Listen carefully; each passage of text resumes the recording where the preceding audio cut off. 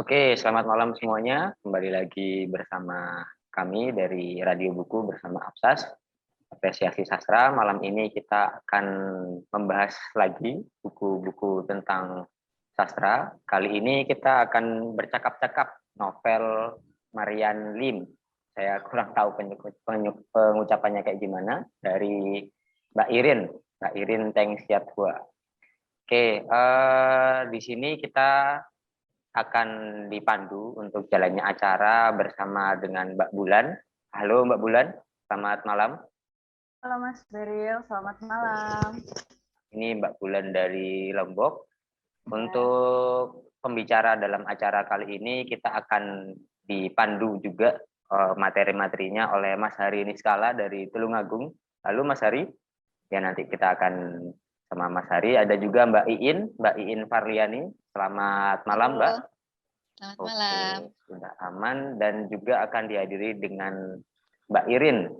Mbak Irin dari penulisnya langsung.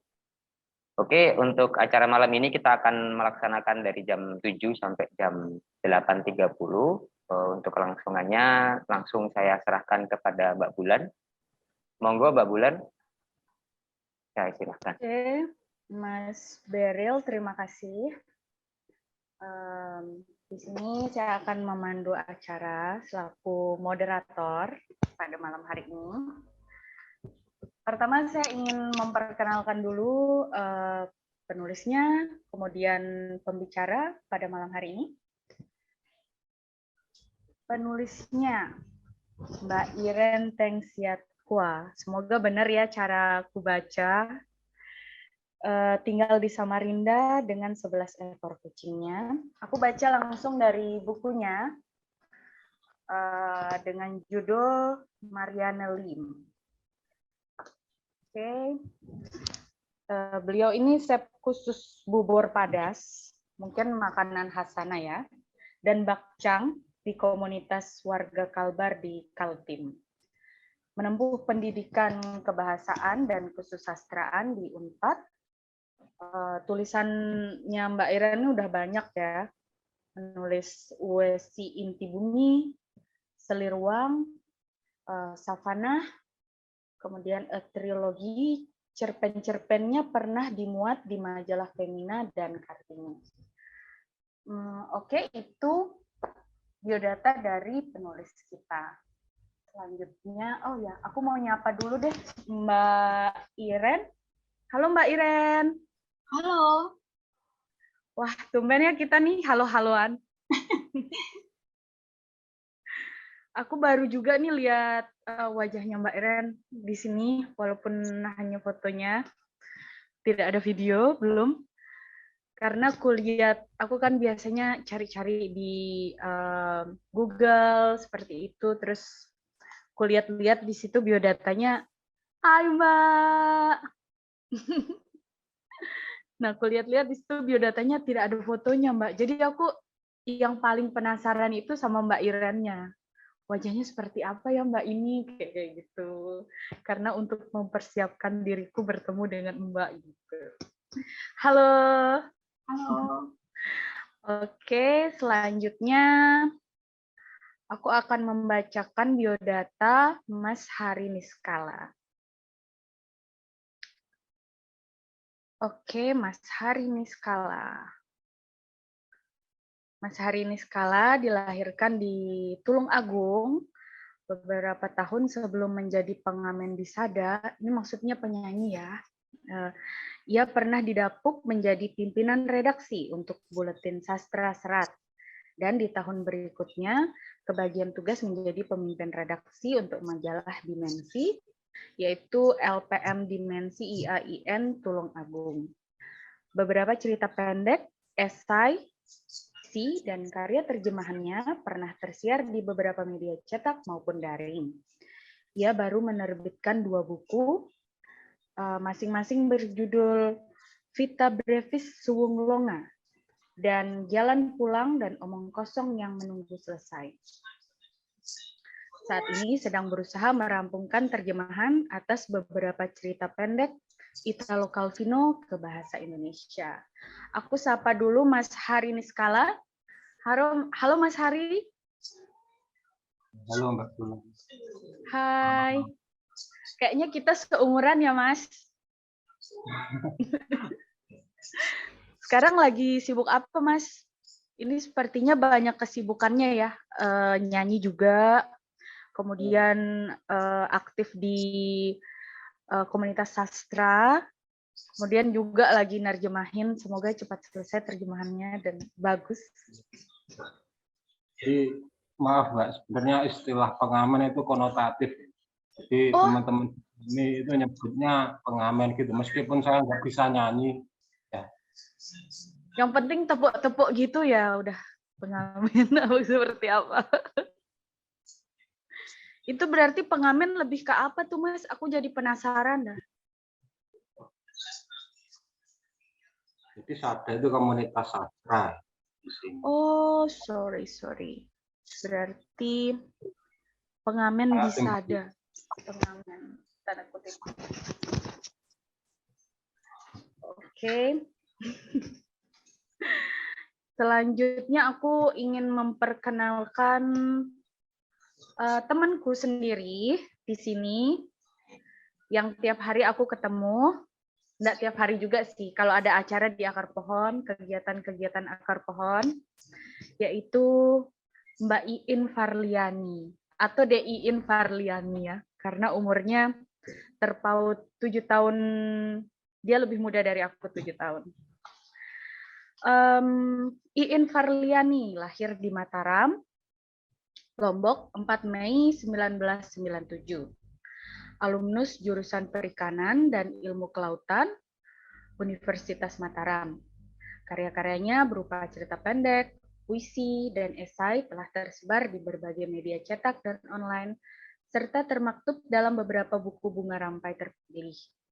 Sejak tahun 2013 sampai sekarang bergiat di komunitas Akar Pohon, sebuah komunitas sastra dan penerbitan buku.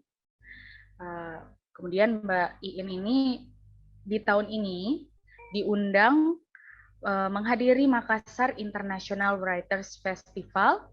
Dia baru sampai ke Lombok minggu lalu ya, In ya. Masih jet lag atau tidak ya, In?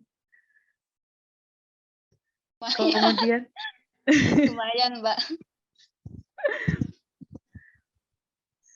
Di sana sebagai salah satu emerging writer di Makassar International Writers Festival ini. Di tahun yang sama, di tahun ini juga, ia terpilih sebagai salah satu emerging writer pada Ubud Writers and Readers Festival 2022.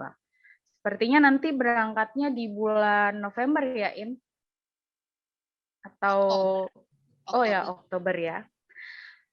Iin ini telah menerbitkan 2 buku, yaitu kumpulan cerita pendek Taman Itu Menghadap ke Laut 2019 dan kumpulan puisi Usap Matamu dan Ciumlah Dingin Pagi 2022.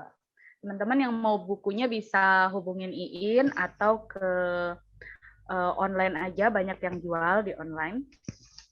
Oke, kita sekarang ke penulisnya deh pertama. Mbak Iren ya, aku panggilnya bukan Irene. Iren aja, nggak apa-apa. Iya, Iren aja? Oh oke. Iren, berarti kita seumuran ya. Oke, aku mau nanya nih, waktu aku lihat kan pertama kali, wow, covernya seperti ini, sangat Tionghoa gitu, apalagi namanya Marianne Lim, judulnya, kemudian gambar covernya juga ada seorang memakai baju khas Tionghoa seperti itu, kemudian juga yang nulis dengan nama yang juga Tionghoa seperti itu. Ini memilih menulis untuk novel yang bergenre atau apa ya bahasanya, yang temanya atau suatu suasananya itu Tionghoa. Kenapa Mbak? Ini pasti karena lingkungannya atau seperti apa? Sebenarnya sih awalnya saya tidak berniat untuk menulis tema Tionghoa ya. Cuma saya nulis itu tanpa outline. Jadi saya berkembang aja begitu. Jadi nggak, pokoknya ujung-ujungnya jadi Mariana. Oh, oke. Jadi apa ya, dari awal itu langsung aja gitu nulis gitu ya Mbak. Tidak ada ininya, tidak ada nanti ini di halaman, aku akan ngomong ini sampai halaman segini, aku akan begini sampai halaman segini. Ya, nggak ada gitu ya, nggak. Kemudian kok bisa sih memutuskan, oh ini yang akan saya tulis gitu? Atau itu spontan saja seperti itu, atau bagaimana awalnya? Jadi saya nulis awalnya itu fokusnya justru ke Truntung. Kemana? Truntung, istri Bagas. Nah, itu sebenarnya fokus saya pertama nulisnya itu, kemudian berkembang ke Bagas dan Tuyul. Nah, yang berikutnya itu belakangan. Malahan yang pemeran utamanya Mariana Lin itu belakangan ya, setelah. Iya, belakangan. Malah Teruntum itu kan sangat minor ya diceritakan di situ ya. Iya. Perannya maupun hubungannya dengan Mariana Lin itu jauh gitu. Tapi bisa dari Teruntum awalnya, kemudian baru ke Bagas dan Tuyul, baru kemudian ke Mariana Lin itu sendiri ya. Oke. Kemudian kalau di dalam novel ini, aku lihatnya itu dia itu realis gitu Mbak. Tapi begitu aku masuk lagi ke novel ini, kok ada kayak unsur-unsur mistik kayak gitu. Ada sesuatu yang rahasia tersembunyi. Yaitu misalnya kalau kita lihat di sini dia ngomongin orang yang tidak bisa ditembus dengan peluru kecuali itu peluru emas, seperti itu. Kemudian ada orang yang berburu ke Gunung Salak sehingga kebal oleh senjata, yaitu Tuyul dan Bagas. Kemudian tentang, tidak spesifik dibilang itu tentang babi ngepet, tapi kegiatan-kegiatannya seperti menjaga lilin. Kemudian ada orang yang dikejar, ada orang yang mengajar babi seperti itu, kayak itu babi ngepet ya kayak gitu. Jadi kenapa sih di novel Mbak yang realis ini juga ada unsur-unsur yang juga mistik gitu, dan itu seperti mistiknya tapi tidak dirahasiakan, sangat dirahasiakan, tapi dibuka, kemudian juga seperti dipraktekkan dengan itu berhasil kemistikan itu gitu. Itu sih yang aku penasaran. Nah, jadi waktu nulis ini ya, saya banyak bertanya ke ibu saya, ibu angkat saya. Dia keturunan Sunda Betawi, jadi dia tinggal di Jakarta kan pada tahun 60-an itu. Nah, katanya dia cerita tahun 60-an itu ekonomi sangat susah ya. Sebelum kudeta itu sangat susah ekonomi. Jadi pernah ibu angkat saya itu ngelihat ini yang babi itu. Jadi mungkin pada saat itu ketika ekonomi sangat susah, pokoknya susah banget cari makan, jadi orang menghalalkan segala cara. Makanya saya masukin ke dalam buku itu untuk melukiskan betapa orang melakukan segala cara untuk survive. Oh, jadi ada sebagian dari cerita-cerita di sini itu yang dari hasil wawancara ke orang-orang terdekat ya, Mbak Iren ya? Iya, juga yang peluru emas itu saya taunya dari anggota BRIMOB dan reserse. Jadi dia nangkep buronan dan sebagainya. Jadi dia cerita di kantornya itu ada peluru emas. Itu memang disiapkan khusus untuk orang-orang yang kebal senjata. Makanya dari situ saya tahu. Malah dari sumber-sumber terpercayanya langsung ya, bukan hanya misalnya orang yang kita temui di jalan seperti itu. atau teman kita sehari-hari, tapi ini langsung dari para aparat gitu yang memang di ring satunya dari peluru-peluru itu ya, Mbak Iren ya. Saya wawancara langsung dengan ini Brimopnya. Oke. Terus siapa lagi nih Mbak yang misalnya di sekitar Mbak yang memang Mbak dapat inspirasi dari mereka, dan ini seperti kalau aku baca itu ini kan tokohnya banyak banget Mbak gitu. Jadi apakah ini cerita dari banyak orang ya? Aku ngerasa kayak gitu karena begitu kaya gitu ceritanya. Misalnya kalau aku baca dari di bab 2 gitu. Dia dimulai dari tahun 1917 ketika Lim Kui Xiao dan istrinya Jin Jilan itu datang ke Semarang dari Tiongkok. Kemudian mereka merantau gitu, dan ini jauh ya dari tahun kelahiran Mbak sendiri ya ininya ceritanya gitu. Bagaimana sih Mbak bisa membuat cerita yang jauh dari kelahiran Mbak gitu? Sumber-sumbernya dari mana? Buyut saya dari Sichuan. Jadi Lisio itu sebetulnya saya ini dari terinspirasi dari buyut saya. Nah, kakek saya pada tahun berapa itu ya? Tahun 1930-an apa gimana?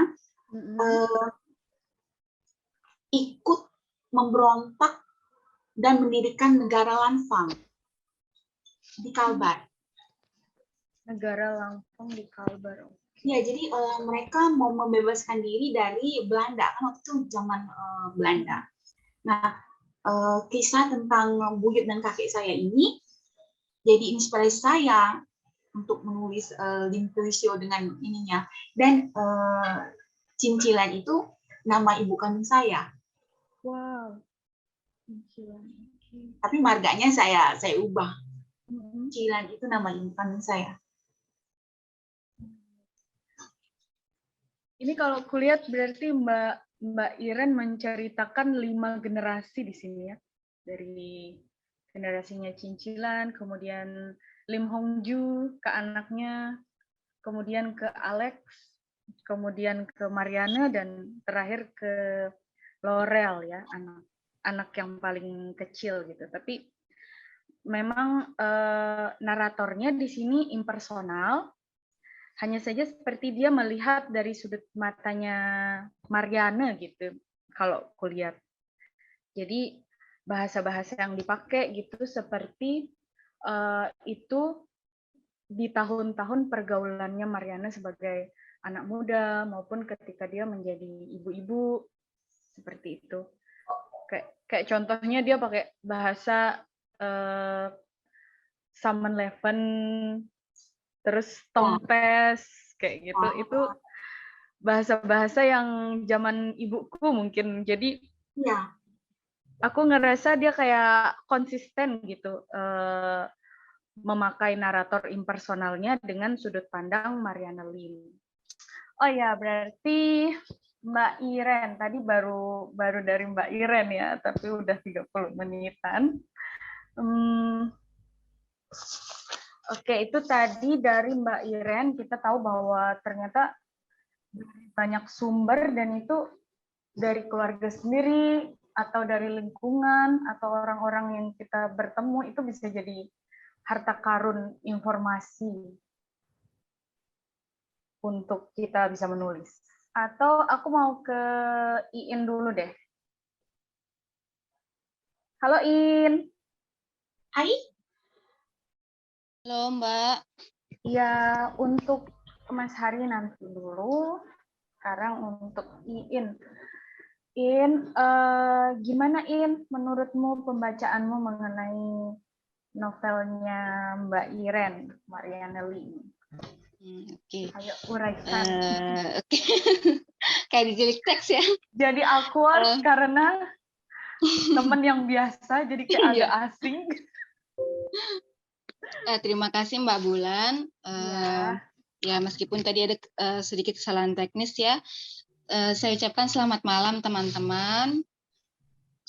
Terima kasih saya ucapkan pertama-tama dulu kepada Mas Sigit ya atas kesempatannya sehingga saya bisa tampil sebagai pembahas novel Mbak Iren ini.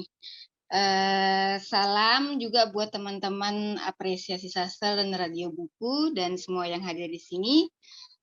Salam juga Mbak Iren. Akhirnya bisa bertemu via Zoom ya setelah 1,5 bulan kalau tidak salah kita saling berbagi di grup, berkenalan begitu. Baik, saya langsung saja ya untuk membacakan, karena ada beberapa catatan ini, mungkin lebih baik saya langsung baca saja. Jadi novel Mariana Lim ini, dia kalau kita lihat secara garis besarnya itu bercerita tentang 2 keluarga, keluarga Lim dan keluarga Wicaksono. Dan seluk-beluk kehidupan 2 keluarga itu dia saling jalin menjalin gitu dalam permasalahan keluarga antara misalnya relasi orang tua dan anak, terus antar saudara juga ada, terus dan relasi, nah ini juga yang menonjol relasi antara abdi dan tuan. Di antara banyak relasi yang kita lihat di 2 keluarga ini, itu yang paling menonjol adalah tentang relasi percintaan dan relasi antara abdi dan tuan, gitu. Abdi dan tuan. Di pembukaan novel ini pun kita sudah disuguhkan oleh percintaan remaja yang diwakili oleh Mariane dan beberapa tokoh pacarnya yang disebut ya.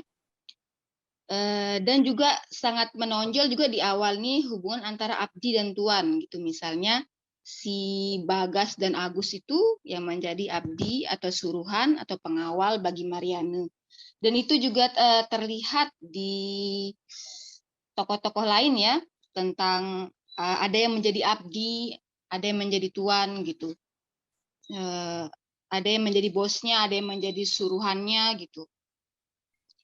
Itu selain yang menonjol, dan sepertinya, nah ini mungkin yang bisa saya tanyakan ke Mbak Iren nanti, mengapa relasi antar tokoh di novel ini kerap berlangsung antara abdi dan tuan itu gitu. Selain daripada kita melihat di novel ini sangat banyak diwarnai oleh adegan pembunuhan dan hal-hal yang berbau seksual gitu.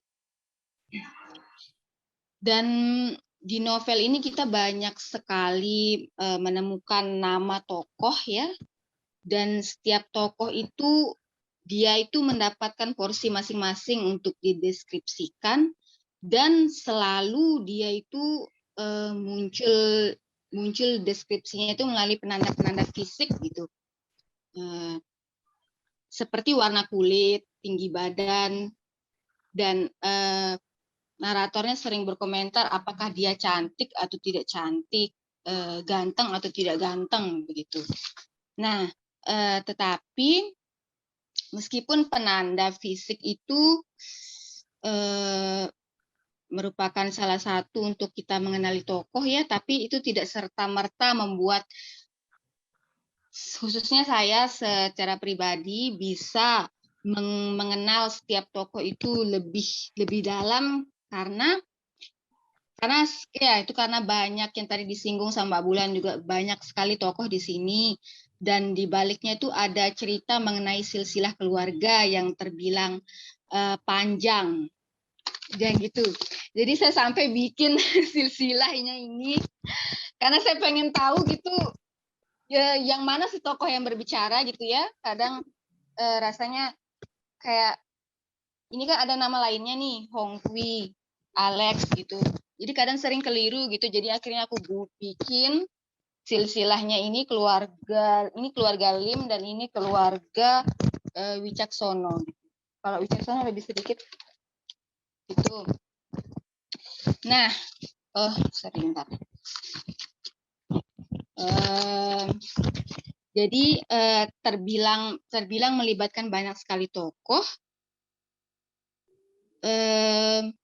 Dan kita juga ingin melihat gitu hubungan antara keluarga Lim dan keluarga Wicaksono, dan ternyata di sini juga banyak sekali isu yang disusupkan ya, yang berkelindan di antara tahun 30-an sampai 70-an, seperti yang disinggung di sini isu minoritas masyarakat Tionghoa. Terus ada PKI juga, tetapi bagi pembacaan saya sendiri itu isu-isu itu kurang begitu digarap gitu oleh penulis. Jadi yang tampak itu seperti serba praktis gitu dalam penyelesaian konflik yang mengambil alih cerita gitu. Jadi kan sebenarnya ada beberapa konflik tentang dia pengusiran itu ya, pengusiran masyarakat minoritas itu, tetapi itu tidak kemudian terlalu digarap gitu. Mengapa itu sampai terjadi dan sebagainya, dan yang tampak itu serba praktis kemudian dipotong konfliknya gitu. Tapi saya cukup mengapresiasi ya bagaimana Mbak Iren ini mencoba menggambarkan riwayat keluarga yang tidak hanya satu generasi, tetapi generasi-generasi berikutnya, dan itu cukup rumit gitu, penceritaan yang cukup rumit untuk memasukkan silsilah keluarga itu. Biasanya kan kalau saya baca novel-novel itu ya satu keluarga itu aja gitu, satu generasi. Mungkin ya seperti teknik Mbak Iren yang dicoba tentang silsilah keluarga ini sering kita temukan misalnya di karya-karya klasik gitu ya, di mana penulisnya memasukkan silsilah keluarga gitu. Misalnya itu di novelnya ini, ini seperti di epos-epos Mahabharata, atau misalnya di novel Gabriel Garcia Marquez 100 tahun kesunyian. Itu kan dia ada cerita per generasi gitu. Dan itu memang cukup kompleks ketika memasukkan itu, dan Mbak Iren saya lihat cukup tabah ya untuk melakukan menuliskan narasi yang rumit tentang silsilah keluarga itu gitu.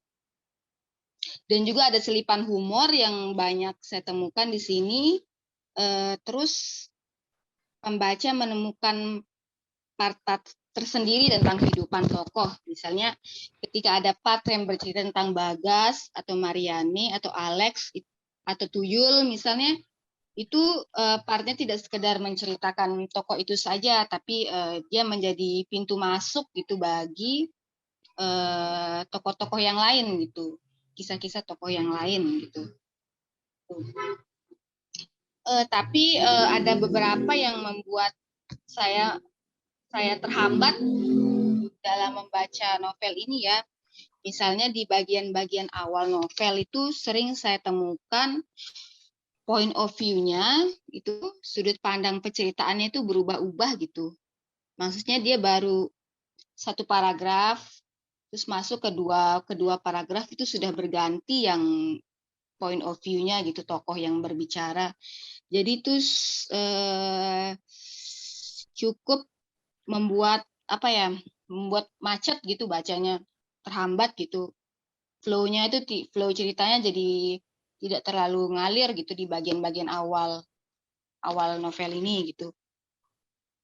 Terus selain itu juga struktur waktu novel yang tidak runut ya.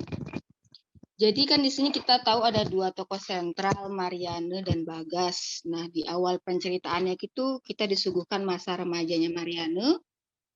Nah, tapi di bab berikutnya itu sudah masuk masa ketika Bagas tuh sudah menikah dan punya anak gitu. Dan itu jarak waktu peristiwanya itu terlalu tebal. Seperti dia hanya dipisahkan antara satu bab ke bab lain gitu, seperti dia tidak ada jembatan penghubung gitu. Dan kan aku masih, misal di awal pembacaan tuh aku masih merasa dia ini masih masa remajanya Mariane gitu. Nah, tapi tiba-tiba lompat, tidak ada penghubung gitu ke bab berikutnya, cerita tentang Bagas yang sudah menikah, punya anak dan sebagainya. Nah, itu yang membuat beberapa poin itu struktur yang jaraknya terlalu tebal gitu ya jaraknya itu, yang membuat agak terhambat gitu. Saya pribadi membacanya. Nah, ya sepertinya itu ya, dulu sudah saya mencoba menilik dari segi isi maupun dari segi teknik. Ya, seperti itu dulu. Saya kembalikan ke Mbak Bulan. Oke, itu dia pembahasan dari Iin Farliani. Tadi yang utama Iin bahas tentang relasi antara abdi dan tuan, kemudian relasi percintaan. Kemudian ada juga beberapa hambatan Iin dalam pembacaan Mariana Lim ini. Tapi ada juga hal yang menarik, yaitu atau hal yang baik digarap. Contohnya saja pohon keluarga di sini, yang memang karakternya itu beda-beda, dan kemudian banyak banget tokoh-tokohnya yang tadi sudah diperlihatkan oleh Iin di kertasnya, di mana Iin selalu mencatat ya, Iin. Aku juga mencatatnya sih, tapi enggak sebaik Iin.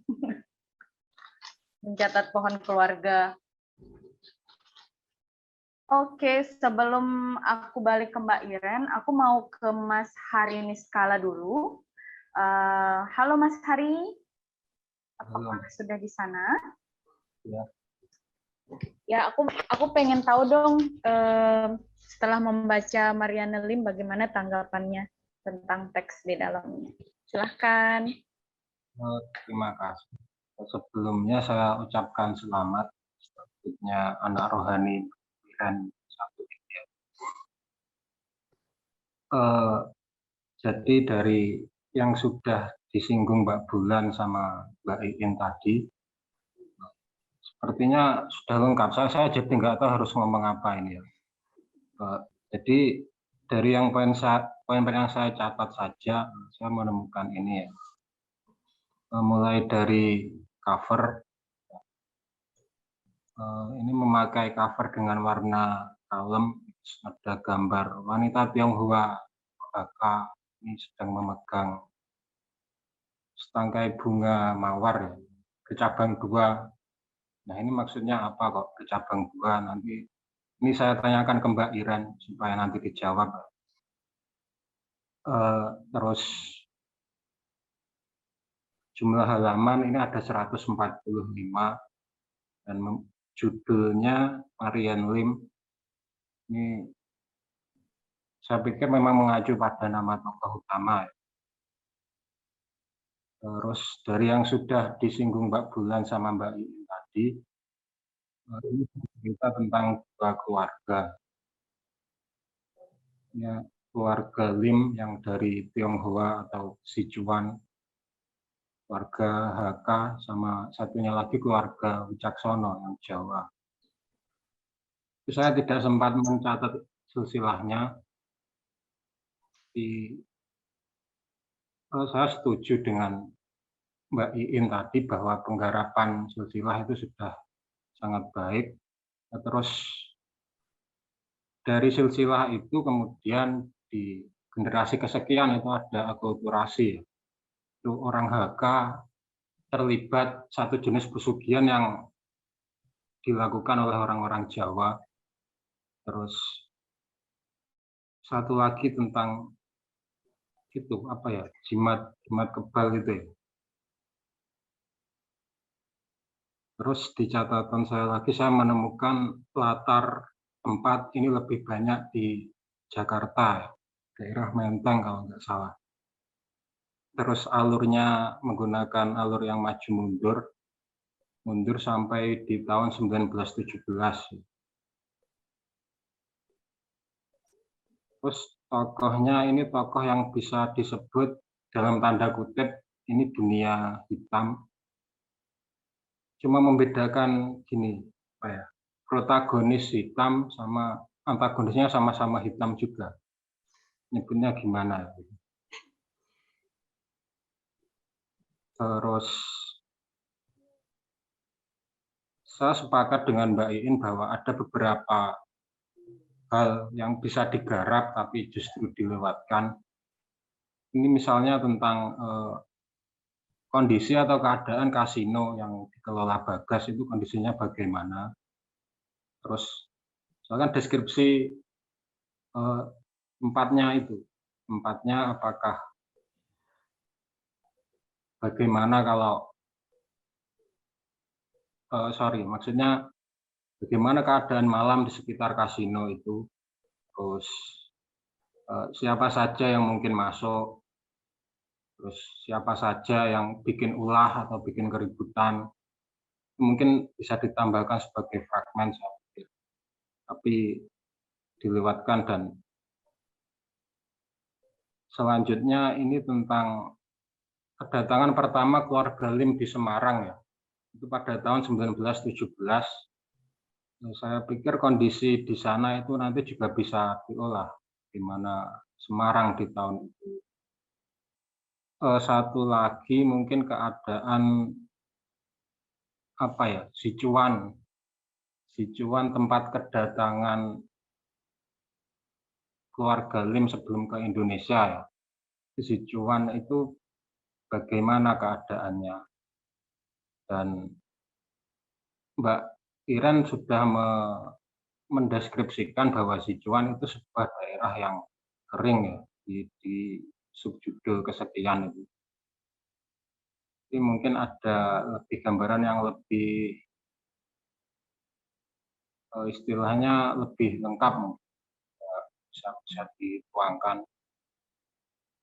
Secara keseluruhan cerita berlangsung dalam tempo yang cepat, sangat cepat, seperti saya melihat seperti film laga. Terus dialognya juga lebih banyak menggunakan bahasa ala anak-anak muda Jakarta. Saya kira itu dulu ya. Saya kembali ke Mbak Bulan. Oke, itu dia tanggapan dari Mas Harini Skala. Aku mau ke Mbak Iren lagi deh. Halo Mbak Iren. Ya. Ya, aku mau tanya tadi ke pertanyaan Mas Hari dulu deh, yang kenapa mawarnya bercabang 2? Itu pertanyaan yang menurutku sederhana, tapi out of the box ya. Dia mikirinnya cover ini gitu, Mas Hari. Tapi iya juga ya, kenapa bercabang 2? Apakah itu percintaannya kah atau apa? Mungkin Mbak Iren mau jawab dulu. Cover itu sebetulnya saya comot dari Google. Jadi saya terus juga nggak tahu kenapa mawarnya 2. Ya mungkin harus ditanyakan kepada pelukisnya. Cuman saya ngambil cover itu karena sesuai dengan pencarian saya kan, wanita muda Tionghoa itu aja. Jadi pas ketemu gambar itu dan saya lihat asret, saya kasih ke penerbit, terus mereka ubah, karena kan kita tidak boleh ngambil bulat-bulat dari Google ya, jadi mereka ubah. Nah, hasilnya seperti itu. Oh, oke. Jadi ada sedikit yang diubah dari sini, dan ya sudah, yang ininya aja ya, imajinasi kita aja berpikir tentang covernya ini, seperti itu. Kemudian ada hal yang sama tadi yang dikomentari oleh Iin dan Mas Hari, yaitu dari, kalau saya simpulkan sih, itu tentang settingnya ya, setting dalam artian waktu, tempat, dan suasana yang kurang digarap gitu. Kalau dari Mas Hari tadi bilang bahwa misalnya kayak kondisi kasino itu mungkin bisa lebih dikelola gitu penceritaannya. Kemudian Semarang di tahun 1917 juga mungkin bisa dikelola lagi gitu, apa saja yang ada di sana, propertinya dan suasana yang ada di sana gitu. Begitu juga sih dengan Iin, serupa juga apa yang dikatakan. Tapi juga Iin menanggapi soal hambatan sudut pandang gitu tadi.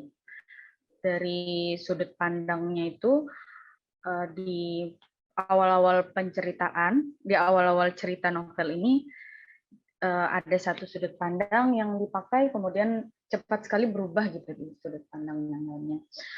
Bagaimana Mbak Iren menanggapi komentar-komentar yang lebih ke apa ya, mungkin hambatan dalam membaca novel ini bagi pembaca, yaitu diwakili oleh Iin dan Mas Hari. Silahkan Mbak Iren.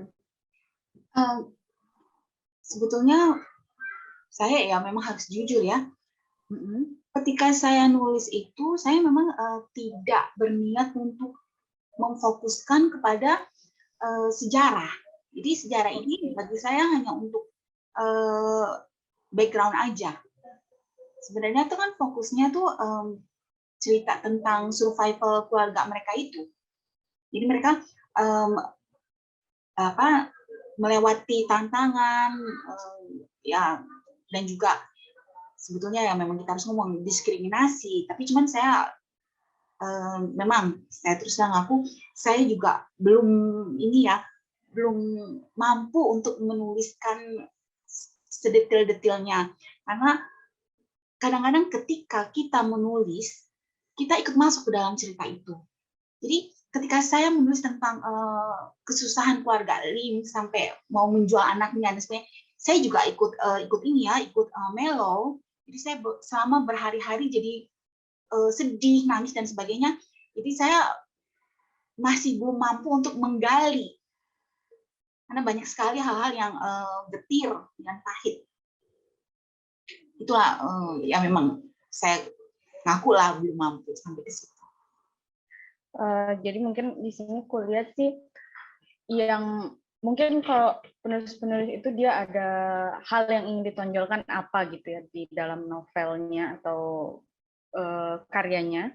Dan kulihat di sini Mbak Iren lebih menekankan kepada karakter tokoh-tokohnya gitu, karena kita bisa lihat betapa ininya ya, walaupun tokoh-tokohnya itu banyak di dalam novel ini, tapi ada perbedaan-perbedaan yang signifikan gitu antara karakter satu dengan karakter lainnya, itu kayak benar-benar dikelola gitu ya Mbak ya. Kalau aku lihat di sini, karena dia banyak, tapi dia bisa punya porsinya sendiri-sendiri, bahkan sampai teruntum yang dia digambarkan jelek misalnya seperti itu. Kemudian ada perpindahan karakter kalau aku lihat juga di sini. Jadi dari bahkan naratornya itu dia punya karakter yang dia tumbuh gitu karakternya kalau aku lihat. Jadi dari awal itu ketika Mariana diceritakan masih di zaman sekolah, dia seperti ada unsur teen lead-nya gitu, cara penceritaannya. Tapi begitu dia sudah masuk dia udah lebih dewasa, kemudian tokoh-tokohnya yang menjalankan bisnis yang gelap gitu, juga turut lebih berani gitu narator impersonalnya untuk bercerita apa yang dilakukan dengan misalnya antara Wulan dengan omnya, antara Bagas dengan Mariana, itu bagian-bagian yang disensor itu menjadi semakin tipis seperti itu. Ya Mbak ya, mungkin lebih ke karakternya yang Mbak Iren kelola sampai bisa menangis gitu, ikut terbawa oleh suasana dari karakter-karakter yang itu fiksi yang Mbak buat gitu ya. Gimana Mbak Iren? Karena ketika menulis ini saya lebur ya ke dalam tulisan itu. Saya adalah apa yang saya tulis. Jadi kadang-kadang saya juga tidak menentukan saya akan menulis ini, menulis itu. Jadi gimana ngomongnya ya? Gimana? Saya juga nggak bisa cerita. Oke. Oh ya, ada juga sih yang aku penasaran yang ada isu besar gitu di situ, yaitu tentang PKI, dan itu dibahas di di dua generasi ya Mbak ya, ada di generasi Cincilan dan Lim Hongju gitu. Yang aku ingin tanyakan, kenapa hanya dibahas di dua generasi ini gitu? Kenapa dia tidak dibahas lagi kemudian di generasinya Alex atau Marianne Lim atau Laurel gitu sedikit-sedikit sebagai apa, kayak ada benang merahnya atau seperti apa? Apakah yang isu ini hanya untuk aku nggak ngerti sih gimana menanggapinya. Silakan Mbak.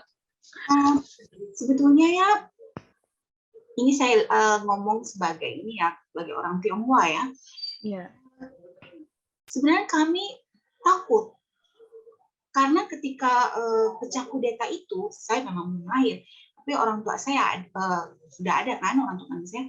Jadi di Kalbar itu ribuan orang Tionghoa dibantai di peristiwa Mangkok Merah karena dianggap terlibat dengan PKI. Jadi ketika masa itu udah lewat, kami berusaha untuk sembuh dari luka itu. Jadi kayak ditutupi gitu loh, kayak nggak usah dibahas deh gitu. Makanya kesininya kan banyak anak-anak dari generasi muda yang kurang begitu paham tentang sejarah. Jadi saya juga ini ya mengangkat masalah Jepang ya. Kan saya sering lihat anak-anak zaman sekarang, ya saya sudah tua, yang mengatakan bahwa Jepang itu korban ketika bom atom dijatuhkan. Mereka bersimpati. Jadi mereka nggak tahu Jepang tuh udah ngapain aja sih di Indonesia. Jepang tuh udah ngapain aja di Asia Tenggara. Istilahnya they ask for it. Jadi kalau misalnya mereka dibom itu karena ada sesuatu. Nah ini makanya saya dikit-dikit yang ngasih tahu betapa kejamnya Jepang itu. Jadi cuman saya juga tidak berani terlalu memfokuskan ke masalah itu karena di samping saya juga nggak kuat kalau terlalu detail ya. Saya juga nggak mau terlalu menggurui pembaca. Makanya narasi saya buat untuk menunjukkan ini, untuk menunjukkan perubahan situasi yang memang dari narasi itu. Ketika ngomongin Marianne di masa mudanya, memang saya pakai gaya Timbit supaya tidak terlalu menjejali pembaca juga.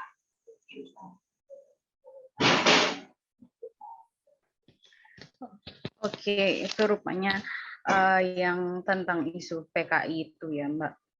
Bahwa ternyata walaupun tidak dibahas di generasi ketiga, keempat, dan kelima di dalam buku ini, sebetulnya itu seperti ada di lapisan kedua gitu. Ada sesuatu yang belum selesai tapi kemudian tidak dibahas lagi gitu ya. Kalau mengerikan. Kuliah. Ya, gimana? Karena terlalu mengerikan. Jadi, iya. Pokoknya kalau zaman itu jadi orang Cina aja udah susah, apalagi kalau Cina yang terlibat PKI. Nah itu jadi susahnya double.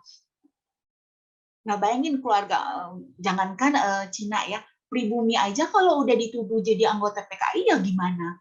Bahkan sampai sekarang ini masih dianggap sebagai momok yang menakutkan. Jadi bebek udah itu di ini aja deh, didiemin aja. Ya, kalau dari tadi kan aku banyak nanya tentang bagaimana sih pengaruh lingkungan, terus Mbak Iren juga udah memberikan contoh-contoh orang-orang yang menjadi inspirasi atau bahkan bagian dari cerita di dalam buku ini gitu. Aku ingin nanya sekarang bagian mungkin salah satu dasar Mbak Iren membuat buku ini, mungkin Mbak Iren punya role model di dalam sastra itu siapa sih Mbak, sehingga menghasilkan karya salah satunya yang seperti ini gitu. Saya terpengaruh dengan cara penceritaan Harold Robbins ya. Jadi dia tidak bercerita secara linear. Dia bercerita satu tokoh, tetapi tokoh-tokoh tersebut berkelindan. Jadi saling seperti puzzle. Jadi saling melengkapi. Jadi biar reader ini bisa menyatukan kepingan-kepingan puzzle itu sendiri. Dan itu yang salah satu contoh untuk Mbak Iren ya dalam pembuatan Mariana Lim ini mungkin. Karena aku lihat sih di dalam Mariana Lim ini misalnya dia awalnya sudah menceritakan Katon misalnya. Atau misalnya menceritakan tuyul, tapi ada bagian tuyul atau Katon itu dia tersendiri dan jadi ada rahasia yang disimpan di awal dan puzzle-nya itu dilengkapi selanjutnya gitu di bab-bab setelah yang tokoh-tokoh lainnya. Seperti itu ya Mbak ya? Iya. Oke. Aku mau ke Iin dulu deh sekarang. Hain, aku mau nanya, mungkin Iin mau bertanya apa lagi nih tentang atau berkomentar lebih lagi tentang tadi sudah ditanggapi oleh Mbak Iren. Silahkan ini. Kayaknya sudah ya beberapa. Cuma yang tadi aku bilang soal yang relasi antara tuan dan abdinya gitu. Oh, Jadi itu okay. setiap tokoh tuh sering ada kayak gitu. Ada yang jadi abdi, ada yang jadi tuan. Gitu. Selain memang percintaan juga banyak. Relasi percintaan juga banyak di sini. Oke, yang itu lupa kutanyain ya tadi. Ada lagi kah In dari tanggapan Mbak Iren mungkin? Itu aja sih untuk dulu. Oke. Ya langsung deh ke Mbak Iren. Mbak, gimana tuh Mbak tentang relasi abdi dan tuan di dalam novel ini? Ada misalnya Mariana pertama ke Bagas dan Tuyul, kemudian Bagas juga ke Tuyul, kemudian ada komplotan-komplotan yang memiliki bisnis, itu ada punya anak buah lagi, atau bahkan di relasi percintaan itu juga di luarnya seperti relasi percintaan ya, tapi sebenarnya abdi dan tuan gituin. Misalnya saja Wulan dan suaminya Kresna, dia seperti Kresna tidak begitu mencintai Wulan tidak begitu mencintai Kresna, tapi kemudian relasi itu berubah menjadi relasi seperti Wulan menyuruh Kresna untuk membunuh siapa seperti itu. Jadi ada relasi abdi dan tuan itu berkelindan di antara relasi percintaan. Itu bagaimana Mbak Iren menanggapinya? Silahkan. Karena awal hubungan Katon dengan Hongju ya, itu karena rasa terima kasih karena sudah diselamatkan. Jadi saya kira terus berkembang, akhirnya mereka jadi seperti saudara. Jadi ketika Cincilan meninggal, Katon itu kan nangis. Bukan Katon, Mayong. Ampun, bayangin saking banyaknya nama saya sendiri lupa. Mayong. Penulisnya juga lupa tokohnya. Penulis pun lihat gitu ya, penulis sampai jadi pikun. Jadi itu awalnya karena rasa rasa berterima kasih. Begitu juga Mariana. Cuman kalau di yang lain-lain itu seperti Tuyul memang diambil untuk menjadi pelayan karena seperti sidekick ya. Sebetulnya Hongju itu sidekicknya si Mayong. Hongkui sidekicknya si Katon. Waktu Katon juga disuruh bapaknya ikut ngepet itu kan. Nah, jadi sebenarnya tiap itu harus ada sidekick, pembantunya. Makanya si Katon akhirnya mengangkat Tuyul untuk jadi membantu, dalam tanda kutip membantu anaknya itu. Oke, jadi walaupun dia sebagai abdi dan tuan, tapi hubungan itu bukan hubungan yang menjajah gitu ya, tapi ada timbal baliknya mungkin Mbak Iren ya, kalau saya lihat di sini. Seperti misalnya Tuyul itu karena dia diangkat anak, kemudian pada akhirnya dia dari keluarga yang miskin, tapi bisa tinggal di apartemen dan membeli berbagai macam barang yang dia mau, seperti itu ya. Karena gini ya, psikologi anak angkat. Nah, kebetulan saya sendiri anak angkat, jadi terlebih lagi jika mereka dari kecil ya diambil, mereka tidak tahu bahwa mereka itu anak angkat. Mereka menganggap orang tua angkatnya adalah orang tua kandungnya. Jadi sebenarnya walaupun si Katon itu mengangkat Tuyul untuk jadi pembantu dan membantu anaknya, tapi si Tuyul tidak merasa bahwa dia itu abdi yang rendah ya. Jadi dia mencintai Bagas, dia mencintai keluarganya, kecuali Truntung dan Hemi. Mbak, saya mau nambahin ya. Masalah ini ya, masalah percintaannya, seksual. Iya. Itu pada bab apa itu ada yang bab yang hot ya. Iya, ada beberapa yang hot. Ayo, yang senyum mananya yang senyum nih, cowok-cowok senyumnya. Nah, ini ya sebetulnya adegan ya love scene itu sebetulnya saya sudah usahakan tidak terlalu detail.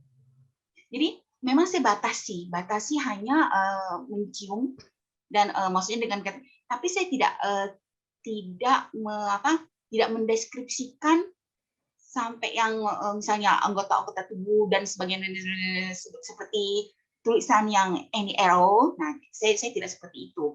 Jadi saya kasih awalnya, lalu kemudian saya tarik pembaca ke feelingnya. Makanya saya bilang di situ seperti cahaya yang meledak berangkaian.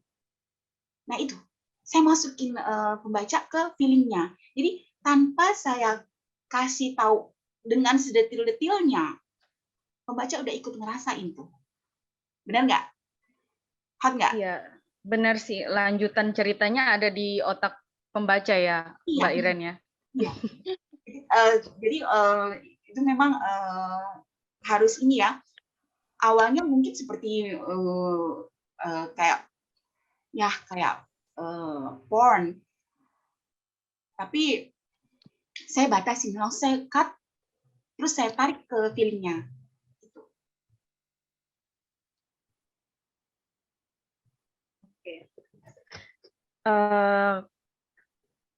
Oke, ke Mas Hari lagi deh.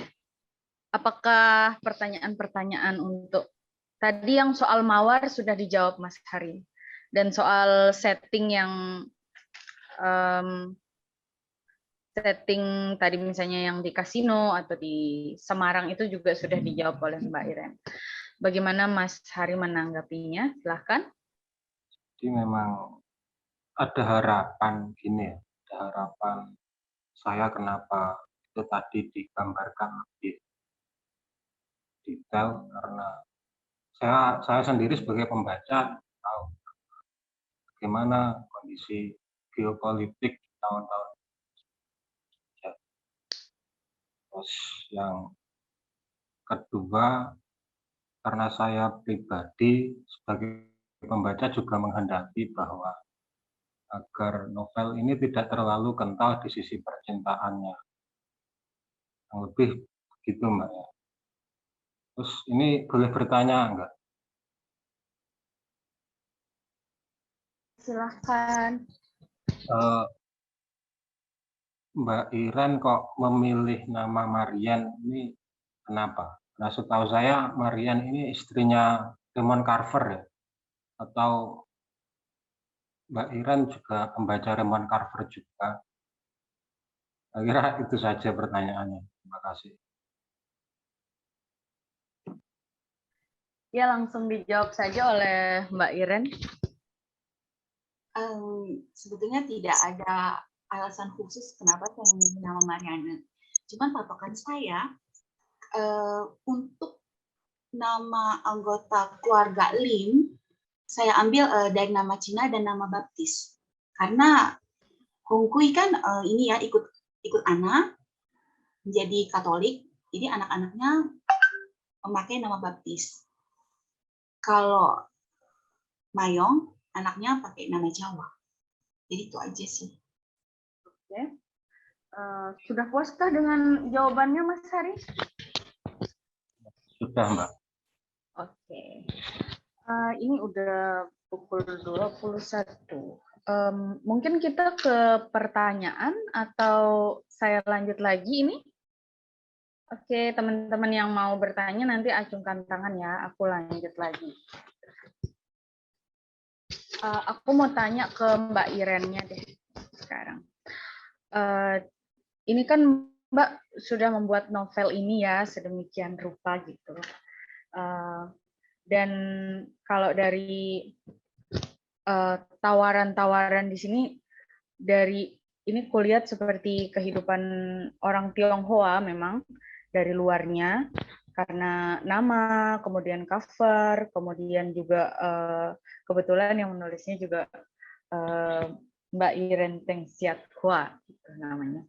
Nah, dari tema-tema Tionghoa seperti ini, apa sih yang ingin Mbak Iren tawarkan gitu, sesuatu yang baru untuk pembaca di antara banyak mungkin novel, dan ada beberapa yang juga novel yang mengambil tema serupa gitu. Apa sih kebaruan yang Mbak ingin tawarkan ke para pembaca? Silahkan.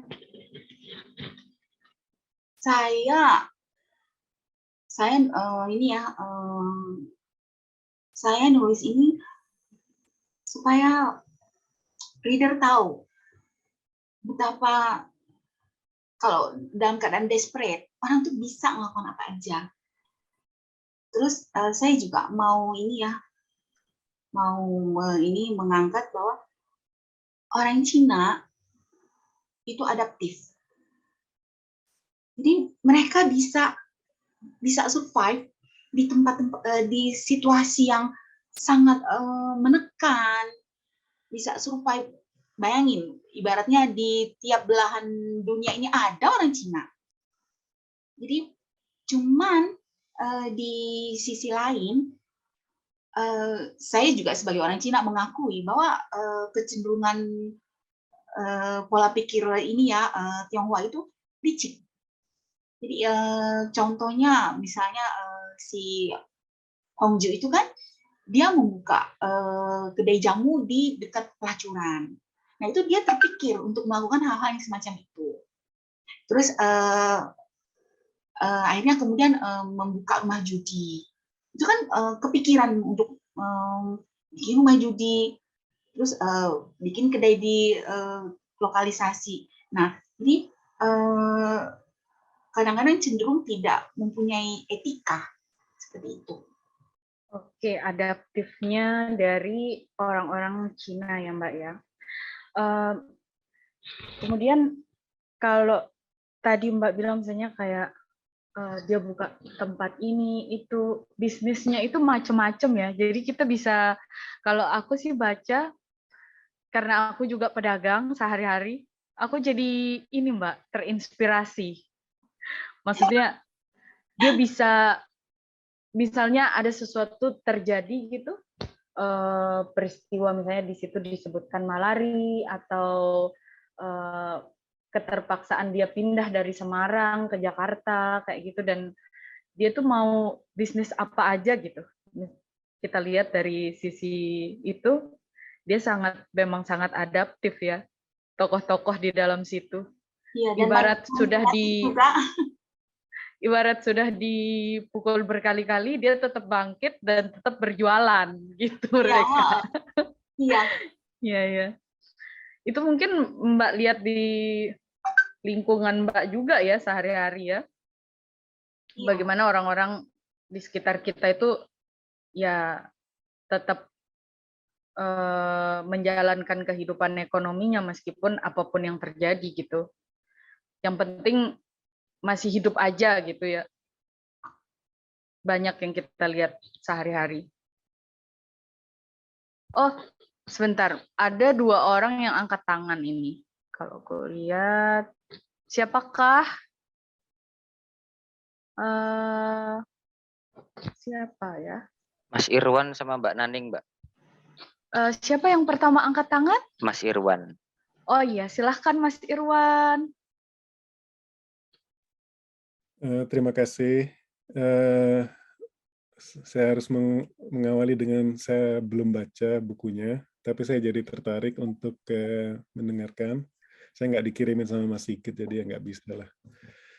Terus tadi sudah sedikit disebut-sebut soal pembaca yang dibayangkan oleh penulisnya, Mbak Iren. Apa bisa nggak didalami lagi, kira-kira ketika menuliskan ini, Mbak Iren membayangkan pembacaan itu siapa?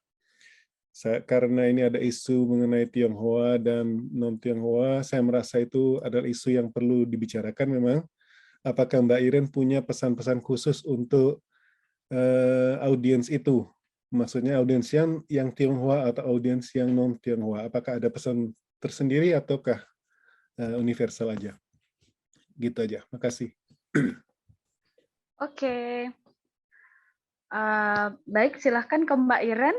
Dijawab langsung saja. Sebetulnya, Mbak Iren membayangkan siapa sih pembacanya dari novel ini? Dan apakah universal kah? Atau mungkin ada pesan-pesan untuk khusus orang-orang Tionghoa atau orang-orang yang non-Tionghoa? Apa seperti apa? Silahkan Mbak Iren. sebetulnya saya menulis ini untuk anak saya. Untuk anak saya yang perempuan, dia kuliah di sastra. Jadi saya ingin anak saya tahu tentang sejarah. Memang di Marianne Lin ini sejarah itu seperti latar belakang. Tapi saya menuliskan itu untuk didiskusikan dengan anak saya. Jadi saya ceritakan, ini kenapa sih Mama bikin cerita seperti ini? Kenapa begini, buyutnya dan sebagainya. Jadi saya ingin anak saya tahu tentang sejarah. Jadi maaf ya, memang seperti egosentris ya. Saya tidak memikirkan reader saya dan sebagainya. Saya untuk anak saya sebetulnya, jujur aja. Mohon maaf. Oke. Jawabannya out of the box ya. Untuk anaknya so sweet banget Mbak Iren. Oke, itu jawaban dari Mbak Iren untuk Mas Irwan. Mas Irwan, bagaimana tanggapannya? Apa dari jawaban itu timbul pertanyaan lagi atau sudah puas? Jawaban yang bagus, nggak perlu merasa egois. Itu bagus kok. Oke. Selanjutnya, pertanyaan selanjutnya silahkan. Dari Mbak siapa tadi? Mbak Naning, silakan. Oh iya, silakan Mbak Naning.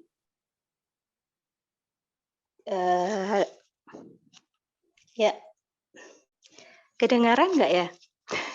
Kedengaran. Kedengaran. Oke, dari tadi putus-putus terus. Ini nggak tahu kenapa. Jadi ini bukan pertanyaan, tapi cuman walah sudah bisa. Saya pengen ngucapin selamat secara langsung aja untuk teman saya, Iren, atas bukunya. Ini buku yang keempat kelihatannya. Betul. Setelah Wesi Inti Bumi, terus ada Savannah, dan ada lagi Bandung Basah yang kelihatannya sedang dirilis juga. Tapi aku masih menunggu pengantin Duke of Wellington ya, Iren ya.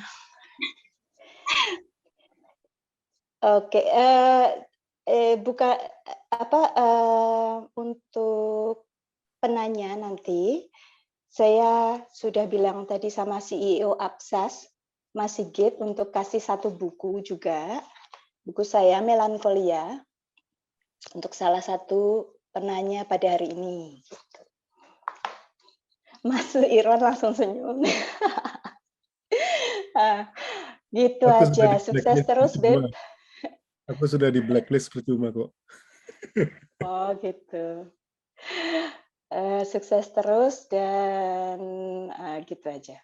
Makasih Mbak Bulan. Oke, sama-sama Mbak Naning. Terima kasih juga sudah menyediakan bukunya Melankolia untuk jadi door prize untuk malam hari ini. Oh ya, saya ingatkan untuk kawan-kawan nanti yang sudah bertanya untuk tidak meninggalkan Zoom ini sebelum memberikan alamat dan nomor WA-nya untuk dikirimkan nanti buku. Tapi yang beruntung saja ya, yang tidak beruntung ya beli sendiri. Oke, kita ke Mbak Iren lagi deh. Mungkin mau menanggapi Mbak Naning tadi, silahkan. Walaupun bukan pertanyaan, tapi masih bisa ditanggapi. Silahkan Mbak Iren. Sepertinya kenal dekat banget ya sama Mbak Naning ya. Oh, itu bestie kesayangan. Oh. Saya pengagum Naning. Makasih ya Naning, sayang, manis, cantik. Dulu teman di mana nih Mbak? Teman nongkrong sehari-hari kah? Atau teman bercerita? Teman. Itu confidante sebetulnya ya. Confidante apaan tuh? Kepercayaan. Jadi lebih dari bestie ya. Kayaknya mungkin.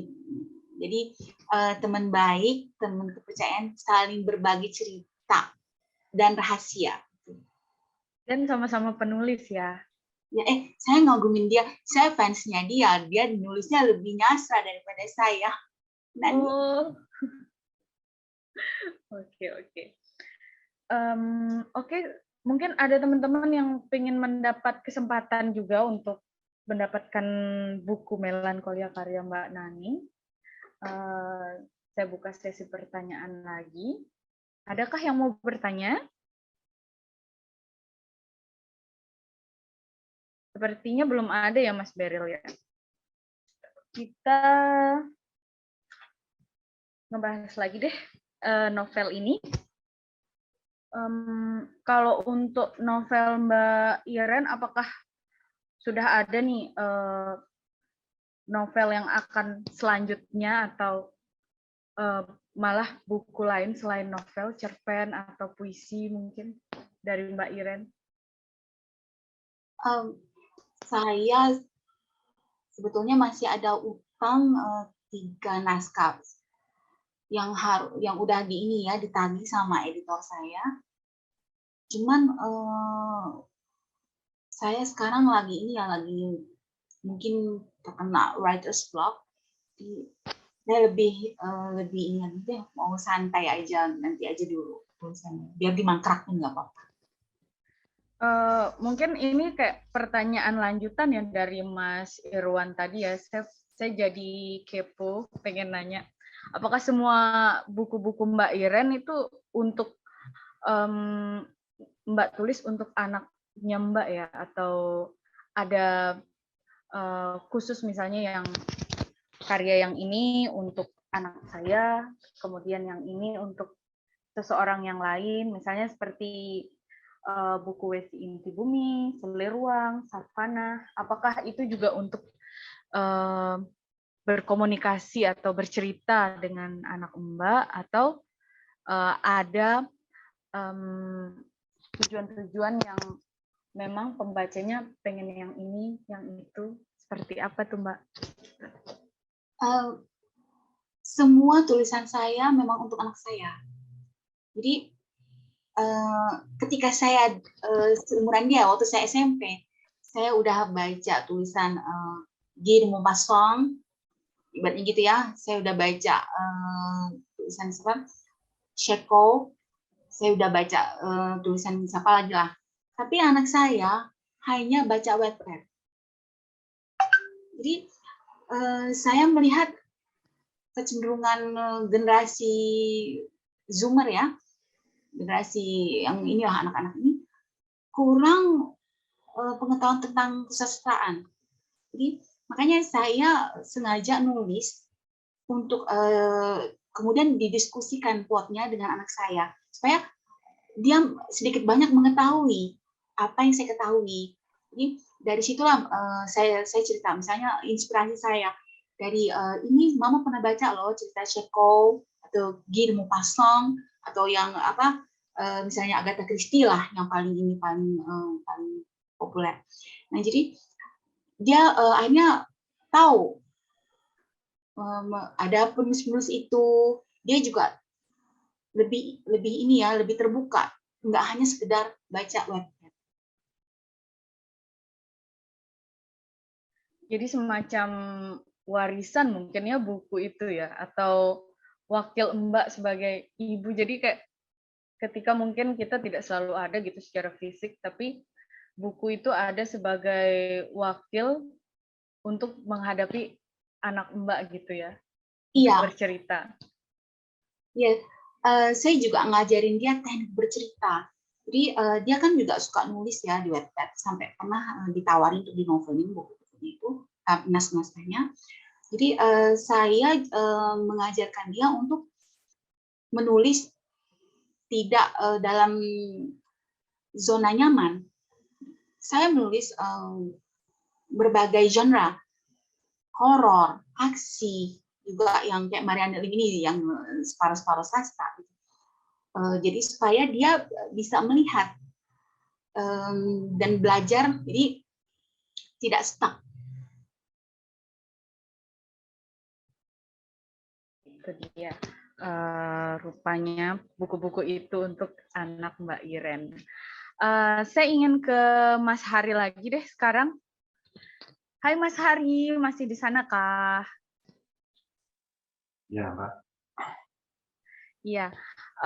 Gimana nih Mas tanggapan Mas dengan diskusi kita malam ini, dan apa mungkin yang Mas bisa ambil dari buku Marianne Lim ini, dan tentu saja diskusinya. Silahkan. Mungkin seperti semacam kesimpulan gitu. Saya kembali ke bukunya dulu ya. Seperti yang sudah dikatakan Mbak Iren bahwa novel ini ada beberapa genre ya. Drama, terus ada sisi-sisi laga atau film aksi, terus sisi horor juga.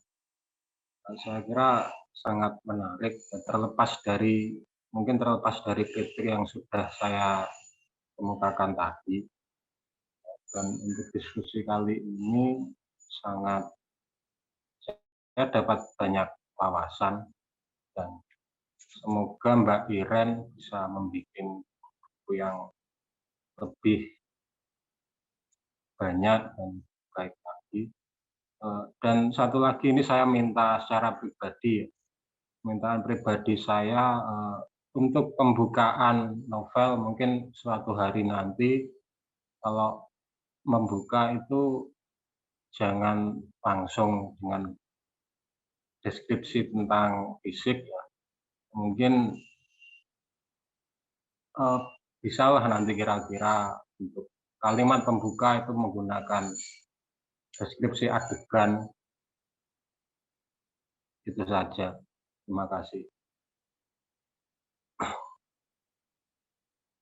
Oke, itu dia kesimpulan dari Mas Hari. Kemudian saya ingin ke Iin lagi.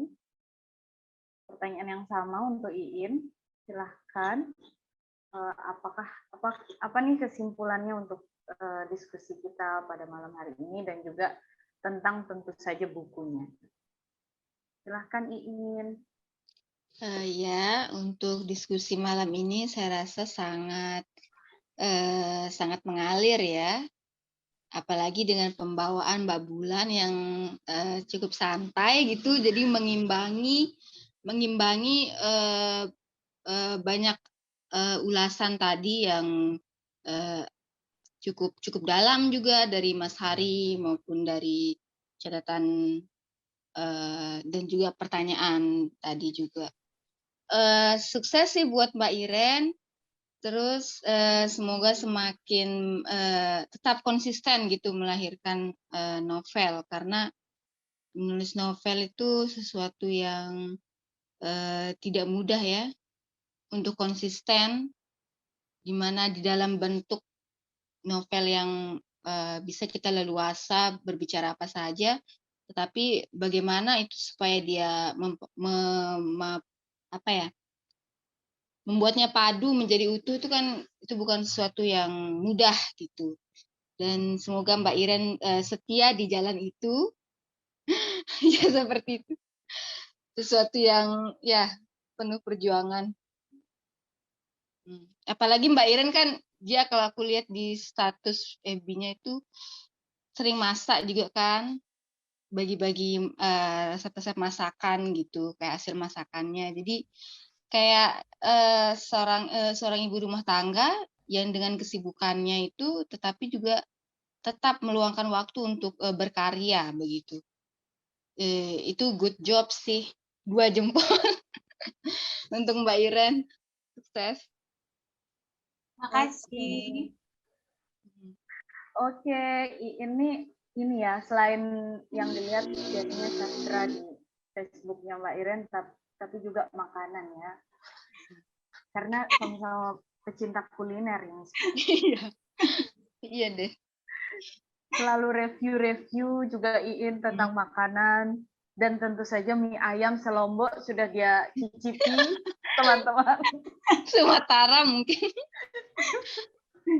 Berikut alamat mie ayam semua lengkap di statusnya Iin. Kalau Mbak Iren ini apa? Spesialis masak bubur padas dan bakcang.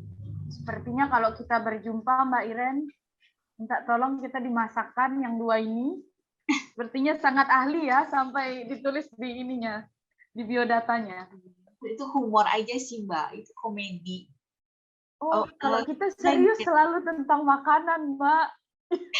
Saya sebenarnya ngeledek ini ya, manajer saya, ada beliau di sini, Ibu Gusti Hendrita.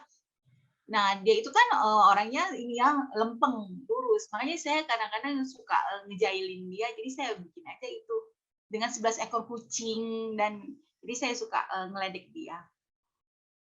Oh, seperti itu. Jadi ada cerita di balik biodata ini ya. Dia orang penting bagi saya. Oke. Oh ya, saya mau tanya satu-satu nih kepada teman-teman yang juga ada di sini. Seperti misalnya saja Mas Gusti.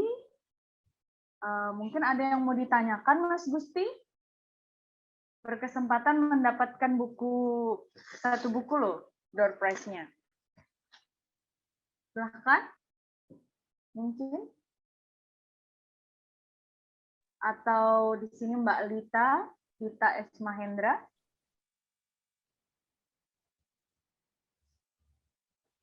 Sepertinya pada ini ya, senang mendengar saja. Mungkin. Ini malam minggu lagi ngapel kali ini, lagi diapelin atau lagi ngapel. Oh iya, lupa. Aku ngejar ya. Malam minggu ya. Atau di sini, aku sebut satu-satu deh, tak absen. Mungkin masih malu-malu. Di sini ada Mil. Ini perempuan atau laki-laki? Tidak tahu saya. Kemudian ada Mbak Ratna Safei. Halo Mbak Ratna. Apakah masih mendengar di sana? Mungkin ada yang mau ditanyakan.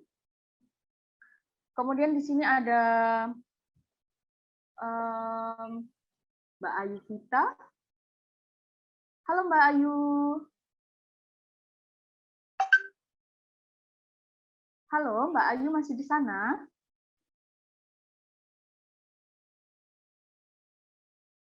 Kemudian ada Mas Imam Solihin yang terakhir. Apakah ada yang mau ditanyakan? Oh, ini ada Mbak Ayu Vita. Halo Mbak Ayu Vita, mungkin ada ingin bertanya sesuatu pada Mbak Iren atau pembicara kita pada malam hari ini.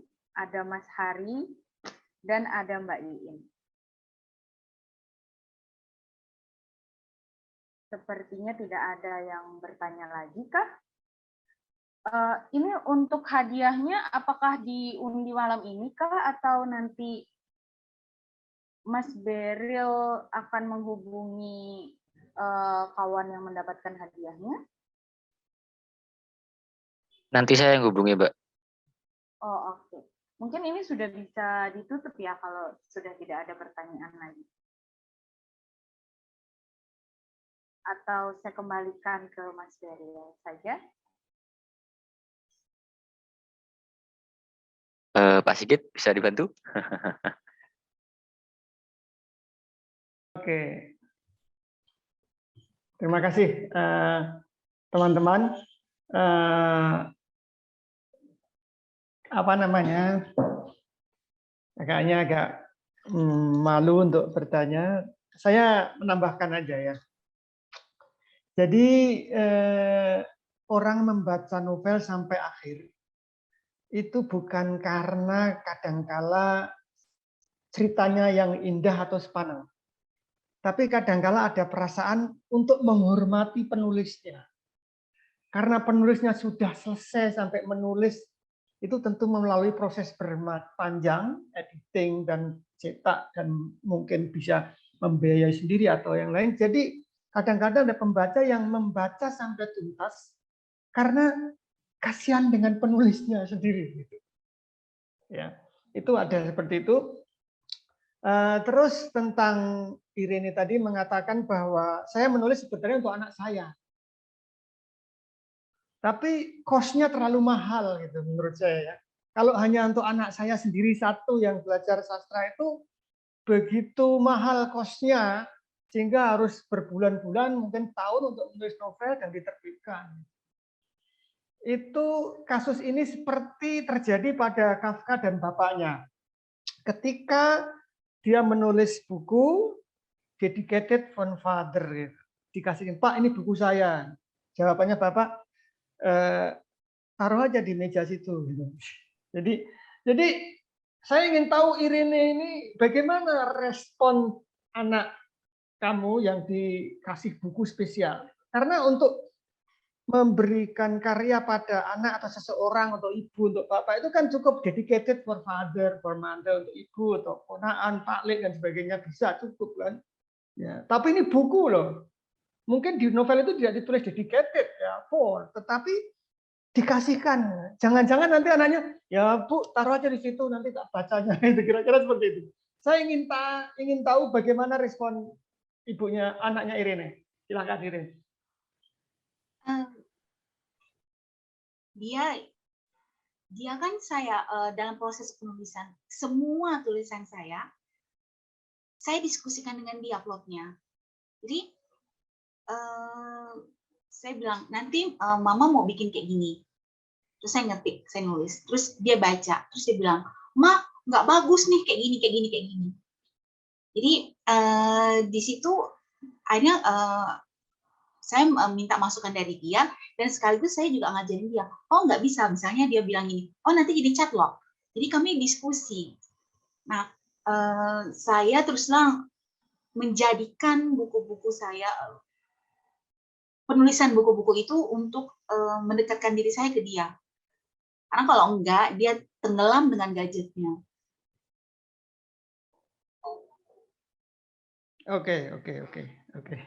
Oke, bisa dipahami ya. Jadi ada proses interaksi. Apa namanya? Memang kadangkala saya ingat Hendrik Bull itu menulis buku kadangkala untuk membuat judul aja kadangkala tanya istri, gimana menurutmu ini judul ini bagus atau enggak? Gitu. Kadangkala seperti itu ya. Terus ada satu problem dalam novel Ulysses ya, James Joyce. James Joyce itu Ulysses itu adalah novel biografi novel ya, tentang James Joyce menceritakan kisah istrinya dan dia, tapi dibuat sebuah novel. Dan ketika novel itu tersebar, Gustav Jung, ahli psikoanalisis dari Swiss, dia memuji bab terakhir, bab 18. Bab 18 dipuji luar biasa, bahwa ini sebagai perlen itu mutiara, ya. Mutiara dari Lombok, gitu. Ini bab ini seperti mutiara karena 40 halaman hanya ada 2 titik dan tidak ada koma sama sekali. Nah, kemudian ada wartawan tanya sama seorang kritikus tanya sama istrinya James Joyce. Ini luar biasa ini, suamimu katanya nulisnya seperti mutiara tentang perempuan. Menurut kamu suamimu ini, James Joyce-nya maksudnya, James Joyce itu tahu nggak tentang perempuan? Jawabnya istrinya, dia sama sekali nggak tahu. Jadi artinya kembali ke itu tadi, itu kadang-kala si Irene kan dapat kritik dari anaknya dan sebagainya ya. Jadi itu ada sebuah interaksi yang dinamis ya. Itu. Jadi dedicated for your daughter ya, anakmu perempuan tapi dengan cost yang sangat mahal. Oke, mungkin itu sebuah internal education ya dalam sastra ya. Kalau Sopron Aedit dulu di Paris dia bilang buku saya adalah anak-anak saya gitu. Jadi buku itu dianggap anaknya. Jadi kalau ini sudah punya anak, Irene menciptakan buku untuk anaknya juga gitu. Ya kira-kira komentarku seperti itu aja ya. Silahkan dilanjutkan ya. Teman-teman yang belum tanya mungkin bisa tanya karena ada buku ya, 5 buku ini. Silahkan lanjutkan. Bulan, terima kasih. Oke, ada 5 buku loh kata Mas Sigit.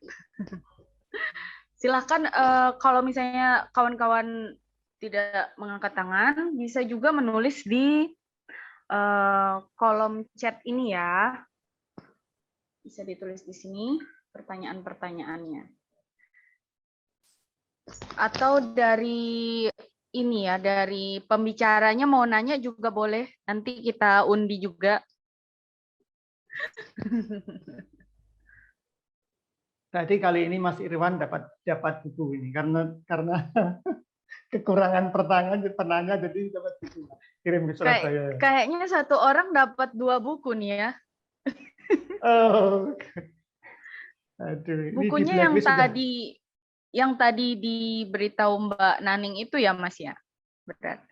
Jadi gini, Mbak Naning itu punya buku sendiri dan dia akan dihibahkan, diberikan sebagai tambahan door prize gitu. Jadi artinya ada 4 novel ditambah 1 bukunya Mbak Naning, ada 5. Oke, novelnya yang ini, yang Mbak Mariana. Yang itu yang 4 novel itu akan dibagi. Terus 1 karyanya Mbak Naning itu juga novel kayaknya itu akan dikasihkan penanya. Ya untuk teman-teman yang pastinya belum baca novel ini karena baru aja keluar, teman-teman bisa nanyain 1 aja pertanyaan ke kami. Dan teman-teman akan mendapatkan novel itu. Atau kalau sudah tidak ada, ya begitulah. Bagaimana nih Mas Beril? Tidak ada yang bertanya. Mungkin ingin tersesat di jalan ya? Kalau nggak ada ya mungkin dicukupkan juga bisa, Mbak. Ya, oke. Ya teman-teman, itulah diskusi kita pada malam hari ini. Buku karya Mbak Irene Tengsiatwa berjudul Mariana Lim. Semoga bukunya bestseller, sukses, laku terjual, habis, dan cetak ulang lagi. Kemudian makasih juga untuk Harini Skala yang sudah membahas novel ini. Untuk Iin juga. Bulan, interupsi. Ya? Ada pertanyaan dari Ayu di chat room. Oh, oke. Oh, ini ya. Sorry. Ini calon dapat buku ini. Oh iya, ini Mbak Ayu Vita. Sepertinya baru muncul nih pertanyaan dari pikirannya. Kesannya nulis novel apa, Kak? Oke, kita langsung ke Mbak Mariana, Mbak Iren. Silahkan. Apa nih kesannya nulis novel ini, Mbak Iren? Apa ya kesannya ya? Jadi saya nulis novel ini dalam kurun waktu 4 tahun. Nah, selama 4 tahun itu emosi saya kan sempat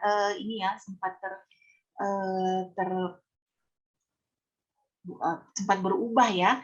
Jadi makanya ketika saya melanjutkan itu, saya perlu membebaskan diri dari emosi di tulisan-tulisan lain. Jadi ketika saya udah menyelesaikan ini, saya merasa lega sekali, dan perasaan leganya lebih daripada ketika saya menyelesaikan novel-novel yang lain. Dibandingkan dengan novel-novel yang lain, karena mungkin yang ini paling panjang waktunya ya, yang 4 tahun itu ya Mbak Iren ya. Ada novel yang makan waktu 9 tahun. Mangkrak 9 tahun baru saya kelar. Tapi dia tidak sekompleks Mariana Lim. Jadi kompleksnya itu karena tokoh-tokohnya itu Mbak, banyak ya, dan 5 generasi, bayangkan. Dari 1917-an ya, sampai di era gadget sekarang ini diceritakan. Ya. Oke, mungkin kita lanjut ke pertanyaan selanjutnya dari Lita S. Mahendra. Apakah menulis novel ini menjadi semacam obsesi bagi Mbak Iren? Mungkin kalau di sini ku lihat obsesi ini bisa diartikan macam-macam ya. Mungkin silakan Mbak Iren menanggapinya. Iya, jadi obsesi karena kalau saya pribadi, kalau suatu tulisan sudah dimulai maka harus diselesaikan. Itu seperti kata-kata Philip Pullman ya, yang nulis Golden Compass. Jadi dia bilang jika kamu sudah menulis maka harus diselesaikan. Jadi memang benar itu obsesi bagi saya. Kalau enggak obses enggak selesai ya Mbak? Iya. Dengan begitu banyak ini. Iya. Serba-serbi di dalamnya yang sangat kompleks. Oke. Selanjutnya, ini kalau Mbak Ayu Vita mungkin ada pertanyaan lanjutan dari jawaban yang udah diberikan oleh Mbak Iren, bisa ditanyakan di kolom chat ini ya. Dan begitu juga untuk Mbak Lita S. Mahendra, mungkin mau bertanya kembali dari jawaban yang sudah diberikan, bisa bertanya di kolom chat juga. Selanjutnya dari Gusti, dari Mas Gusti. Kenapa Mbak Iren harus menyelipkan adegan dewasa? Apakah memang perlu sebagai pemanis? Mungkin di dalam novel ini tadi sudah sempat kita obrolkan, tapi mungkin ini kenapanya gitu yang dipertanyakan. Kenapa harus? Silahkan. Pertama itu Gusti itu dia ibu manajer saya, namanya Gusti Hendrika.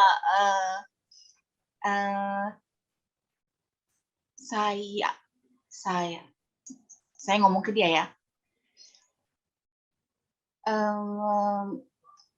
Gue nggak mesti nyelipin adegan dewasa, tapi memang di Mariana Lim gue sengaja bikin buat ngeledekin lo, biar lo kaget waktu bacanya. Saya ngerjain dia, Mbak. Oh gitu. Rupanya di dalam tujuan untuk membuat untuk anaknya ada juga untuk prank ya ke teman-teman Mbak sendiri. Iya. Sambil nyelam minum air ya. Iya. Menjahilinya dalam tanda kutip di ranah sastra ini sudah ke tingkat selanjutnya pranknya ini ya. Kalau gitu saya pengen melanjutkan dengan Elephant in the Room. apakah itu didiskusikan dengan anaknya juga? Oh,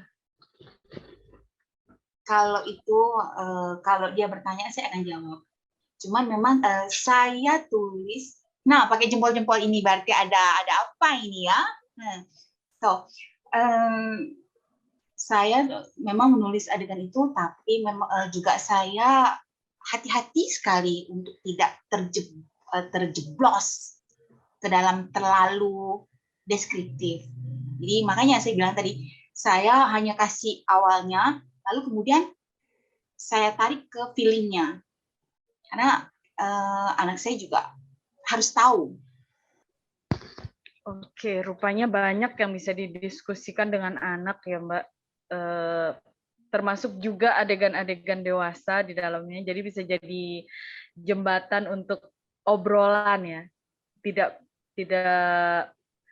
ujuk-ujuk langsung mau omongin itu, tapi ada dasarnya dari novel ini, dan tulisan Mbak udah banyak ya bukunya. Oke, untuk tadi yang bertanya, untuk para penanya, ini sudah baru 4 orang sepertinya.